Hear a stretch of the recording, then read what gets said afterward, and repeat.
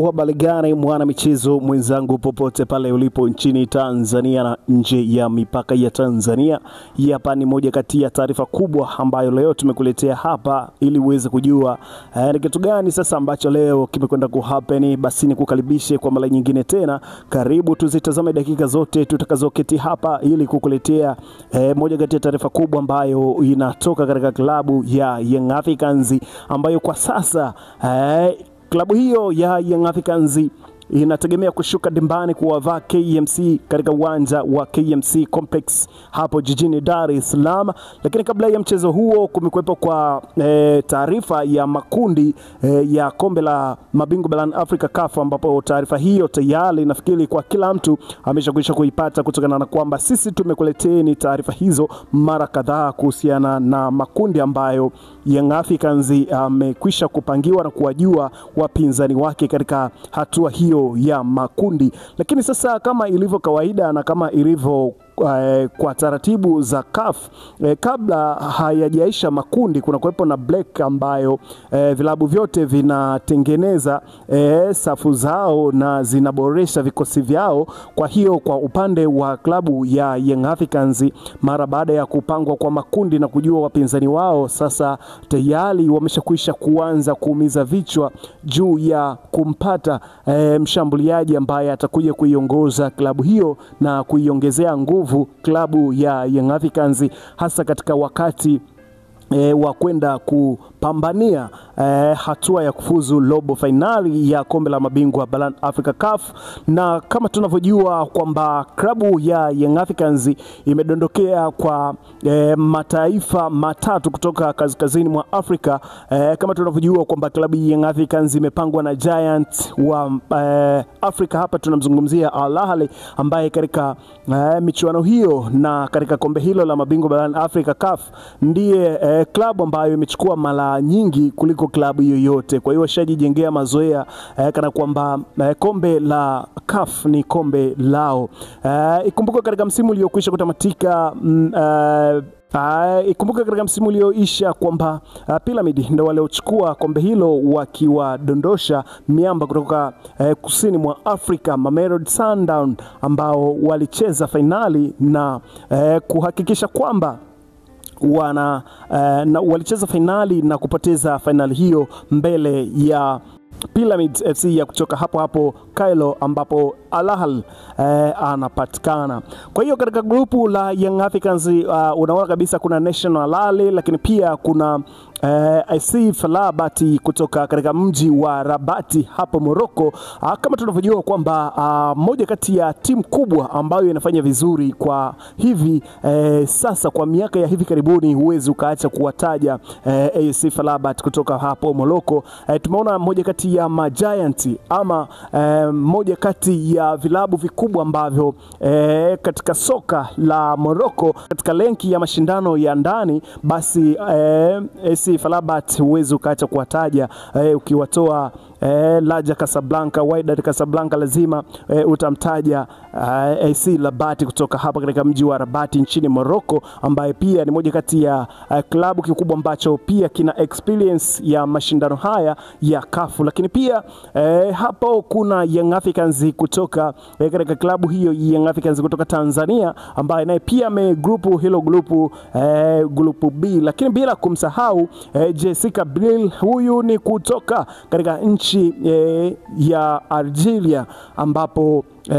Jessica Bril yuko hapa anapatikana katika klabu hiyo. Basi grupu moja ambalo limeundwa na mataifa mengi ya Kiarabu, tukiwa unganisha na Young Africans ambao wameiwakilisha vyema Tanzania katika stage hiyo ya grupu stage. Hasa kwa upande wa uboreshaji wa kikosi, kwa taarifa ambazo niko nazo hapa katika meza yetu ya matangazo, ni kwamba kamati ya usajili sasa Young Africans wameshakwisha kuketi na kuumiza vichwa kuhusiana na kuboresha kikosi hicho katika wakati huu ambapo michezo ya kombe la mabingwa barani Afrika kwa maana ya group stage inakwenda kuchezwa, ambapo katika mwezi huu Novemba klabu ya Young Africans itashuka dimbani hapo mjini Rabati Morocco hapo, ambapo watakwenda kucheza na AS FAR Rabat kutoka hapo Morocco, ambapo mchezo huo utakwenda kuchezwa siku ya tarehe 23 kwa taarifa za uhakika kabisa ambazo tunazo. Kwa hiyo baada ya hapo watacheza mechi nyingine, lakini baada ya hapo kutakuwepo na break ya AFCON, mataifa yote ya Afrika ambayo yanapigana viume sana katika kuhakikisha kwamba wanafuzu katika michuano hiyo ya AFCON. Watakuwa wanacheza mechi za kimataifa, lakini baada ya hapo AFCON zenyewe zitachezwa, lakini tutakutana mwezi Januari ambapo michuano hii ya kombe la mabingwa barani Afrika CAF itaendelea kama kawaida. Lakini kwa taarifa tulizonazo sasa kwamba kamati ya usajili wa Young Africans tayari wameshakwisha kudondosha majina mawili muhimu sana katika kamati hiyo, yanapigiwa na yanachakatwa ili kujua ni nini kinachokwenda kuendelea. Bana, Young Africans wameshakwisha kugonga hodi katika klabu ya Colombe Sportive ambayo inapatikana katika ligi kuu ya Cameroon. Kiungo mshambuliaji mmoja ambaye anacheza nafasi ya kiungo mshambuliaji, lakini pia ana uwezo wa kucheza kama mshambuliaji wa mwisho, Enos Jospin Luemba, raia wa DRC Congo, mwenye umri wa miaka 21. Kabla hajajiunga na klabu hiyo ya Colombe Sportive, Luemba alikuwa akitumikia klabu ya Argentino Diayo ya Congo, lakini baada ya hapo akajiunga na Wambahawa kutoka Colombe Sportive hapo Cameroon, ambapo ni moja kati ya vilabu ambavyo vinafanya vizuri katika ligi kuu ya Morocco, na katika mabingwa wa msimu uliokwisha kutamatika katika ligi ya Morocco ni hawa Colombe Sportive, ambao walikuwa ni mabingwa katika msimu wa 2024-25 walikuwa ni mabingwa kutokana na uwekezaji mkubwa, lakini pia na mchango mkubwa wa Jospin Luemba,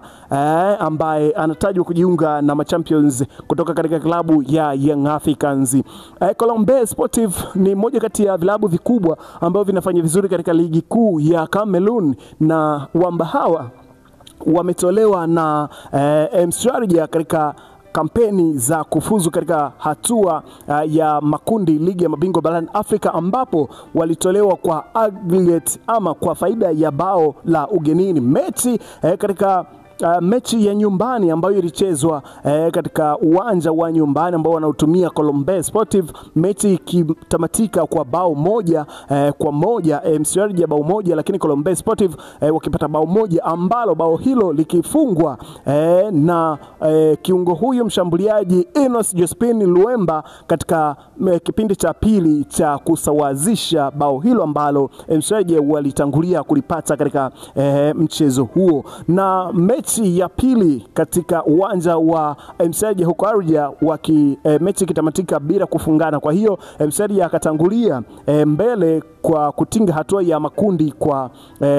faida ya goli la ugenini. Kwa hiyo unaweza kuona kabisa kwamba ni moja kati ya vilabu vikubwa ambavyo vinafanya vizuri huko Cameroon, ambako anatoka Enos Jospin Luemba, raia wa Kongo, ambaye anajiunga na klabu ya Young Africans. Moja kati ya jina kubwa ambalo linatajwa kwa ukubwa katika klabu hiyo ya Young Africans, ambalo linakuja kuchukua nafasi hiyo mara baada ya kuwepo kwa kusuasua na washambuliaji wa klabu hiyo ya Young Africans. Clement Mzize akiwa na majeruhi, na kwa taarifa tulizonazo atakaa nje kwa muda wa wiki 8 mpaka 10. Kwa hiyo unaona kabisa washambuliaji ambao wapo wanaotegemewa ni Prince Mpumelelo Dube, ambaye naye pia hana mwenendo mzuri, lakini pia Andy Bombwe Boyeli, raia wa Kongo, naye pia hana mwenendo mzuri katika klabu hiyo ya Young Africans. Kwa hiyo kamati ya usajili ya Young Africans imeamua sasa kuanza kuchakata ili kujua kwamba ni mchezaji gani ambaye atakuja kuipa Young Africans impact na itaweza kufuzu pasina shida wala tabu yoyote katika hatua ya robo finali.